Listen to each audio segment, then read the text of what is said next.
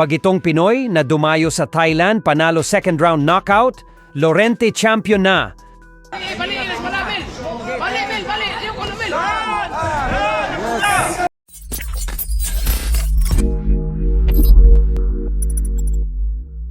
Magandang balita para sa ating mga Pinoy boxing fans.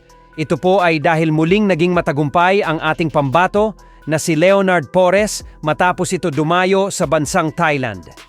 At sa kanyang kauna-unahang laban sa labas ng bansang Pilipinas sa bansang ay hindi man lang po nakaramdam ng kahit konting kaba si Porres. Dito ay nagpakitang gilas ang bagitong prospect at ipinamalas ang bagsik ng kanyang kamao matapos niyang talunin via second round knockout ang Thai fighter na si Surya Kaimani sa sariling baluarte nito. Dahilan kung bakit umabanti na ang kanyang napakalinis na undefeated record ngayon sa 8 wins with 7 knockouts at walang talo.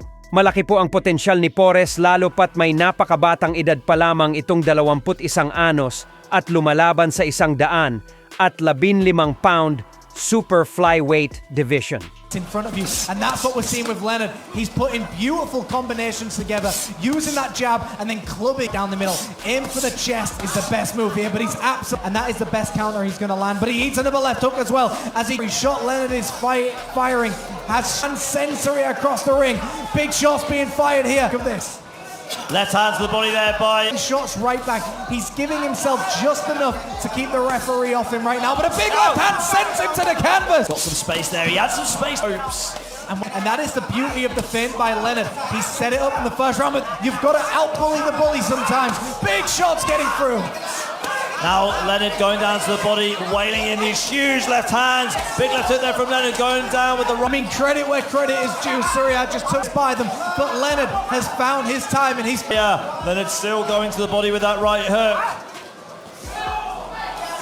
Right hooks here again from Leonard. Uppercuts getting through the guard by Surya. I mean, Surya is just so resilient. He's taking so much punishment, but still firing back. And again, he's doing just enough to keep that referee away from him. But these body shots are eventually going to start. Now, looks like he's found his punch in the fight, but down goes Surya yet again. Before he carries on, back into the action again. He goes to the canvas, and that is all she wrote. Samantala, isang kampyon na ngayon ang ating pambato na si undefeated prospect Golden Boy Christian Pit Lorente. Matapos niyang talunin via lopsided unanimous decision ang dayong Indonesian fighter na si Heavy Marapu sa naging makbakan nila kagabi. Hindi po umobra ang pagiging knockout artist ni Marapu sa talino at pagiging technical ni Lorente. Kaya naman halos pinaglaruan lang ito ng ating pambato. Dahilan kung bakit nasungkit niya ang bakating IBF Pan-Pacific Lightweight Belt. Dahil rin sa panalong ito ni Lorente, ay umabanti na ngayon ang kanyang napakalinis na undefeated record sa 15 panalo na may 9 na knockouts at walang talo.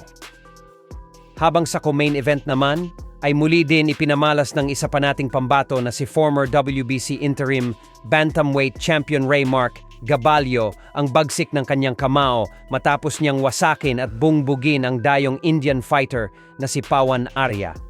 Nagmistulak kung isang one-sided match ang sagupaan ng dalawa hanggang sa tuluyan niyang nakuha ang panalo via ika-4 na round technical knockout.